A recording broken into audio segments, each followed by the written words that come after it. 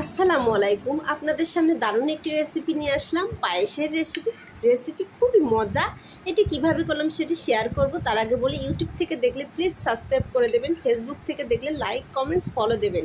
একটি সাবস্ক্রাইব, একটি like comment ফলোর কারণে কিন্তু দারুণভাবে ভিডিও করার আগ্রহটা বেড়ে যায়। চলুন দেখে নিই এটা কীভাবে করলাম। আমি 2 লিটার দুধকে জাল দিয়ে নিয়েছি, অন্য একটি চুলাতে প্যান দিয়ে সেখানে 2 চামচ ঘি দিয়ে দিয়েছি এবং শুকনো উপকরণ অ্যাড করেছি। একটি তেজপাতা, দারচিনি, এলাচ আমি এখানে অ্যাড করে দিয়েছি। এলাচগুলো অবশ্যই মুখ ফাটিয়ে নিয়েছি। তারপর আমি পোলো আর চাল নিয়েছি, কিছু ধুয়ে পানি ঝরিয়ে রেখেছিলাম, সেগুলোকেও সেখানে দিয়ে ভেজে নিয়েছি। আমি দুধগুলো চালানোর সময় একটু তুলে রেখে সেই ভাজা চালগুলো এর ভিতরে দিয়ে দিয়েছি। দেখুন, তারপর ঢাকনা দিয়ে ঢেকে ভালো করে ফুটিয়ে নিয়েছি। এভাবে করে আপনারা কিন্তু রান্না করতে পারেন, খুবই টেস্টি, খুবই মজার। এভাবে করে নতুনেরাও পায়েস তৈরি করতে পারেন, খুবই মজা হয়।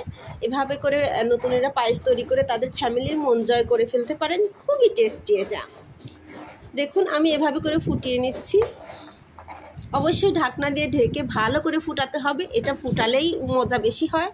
চালটা একদম ফুটে যাবে, তারপর একটি ঘুটনি দিয়ে ভালো করে ঘুটে নেবেন, যেন চালটা আমান না থাকে। তারপর অবশিষ্ট যে দুধটুকু তুলে রেখেছিলাম সেটুকু দিয়ে দিলাম। সেখানে আমি কিছু পাটারি অ্যাড করে দিলাম, চিনিও অ্যাড করেছি, সেটা স্কিপ হয়ে গেছে। আমি তারপর এখানে কিছু ঘিও অ্যাড করেছি। তারপর ভালো করে নেড়েচেড়ে দেখুন নামিয়ে নিয়েছি, ভীষণ টেস্টি। আমি এখন এখানে কিছু ড্রাই ফ্রুট দিয়ে সাজিয়ে নিয়েছি, নারকেল দিয়েছি, কিশমিশ দিয়েছি, বাদাম দিয়েছি।